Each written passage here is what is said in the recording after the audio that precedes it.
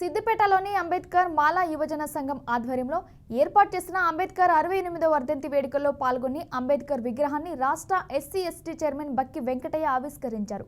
అంతకుముందు అంబేద్కర్ విగ్రహానికి పూలమాలలు వేసి నివాళులర్పించారు. పూర్వీకుల నుండి మాలలకు చెందిన ఈ స్థలంకు పట్టా ఇవ్వాలని కలెక్టర్కు తెలపడం జరిగిందన్నారు.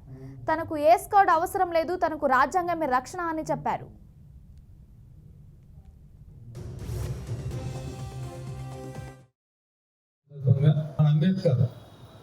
అంబేద్కర్ ఏం చెప్పిండు? మనందరికీ సమీకరించు, పోరాడు, బోధించు.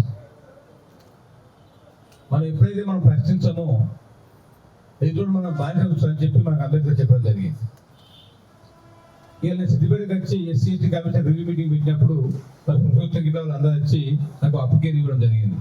ఇలా మాకు ఎస్సీల భూమి మాకు 1300 సర్వే నెంబర్లో మాకు ఇప్పటికే అన్యాయం జరిగింది ఎస్సీలకు. మరి ఏ కార్యక్రమం చేసినా, ఏ ప్రభుత్వ కార్యక్రమం అయినా కానీ మా భూమిని గుంజుకొని ప్రభుత్వ కార్యక్రమాలకు ఉపయోగించుకున్నారు. మనం తప్పకుండా ఇక్కడ జాగ్రత్త బొందరగడ్డ ఉన్నది, మీరు కూడా చూసిండ్రు. దాదాపు 40 సంవత్సరాల నుంచి కూడా సిద్దిపేట ఈ ప్రాంతవచ్చులే కనుక మీరు బొందరగడ్డ ఉండే జాగ్రత్త చూసిండ్రు. తప్పకుండా మాకు న్యాయం చేయాలంటే అప్పుడే కలెక్టర్ గారు చెప్పిన తప్పకుండా న్యాయం చేయాలి కలెక్టర్ గారు. ఇది మా వాళ్ళు, నాకు తెలిసింది, నేనే ప్రత్యేకంగా సాక్షిని, మా వాళ్ళకి న్యాయం చేయాల్సిన బాధ్యత ఉందని చెప్పి కలెక్టర్ గారికి నేను ఆదేశాలు ఇచ్చిన. కానీ మరి పొలిటికల్ కారణమో తెలియదు, మరి ఇక్కడ ఎవరో ఒత్తిడిలో తెలియదు. కానీ మరి మున్సిపల్ శాఖకి ఉంటుంది, మున్సిపల్కి ఉంటుంది జాగా అని చెప్పి కూడా కలెక్టర్ గారు చెప్తే, లేదు సార్ అట్లా కాదు, మీరు రెవెన్యూ రికార్డ్ తీయండి, అది కరెక్ట్ కాదని చెప్పి కూడా నేను కలెక్టర్ గారు చెప్పిన. నేను మనందరూ కూడా మా ఎస్సీ ఎస్టీ కమిషన్ ఆఫీస్ వస్తే కూడా కలెక్టర్తో మాట్లాడినా.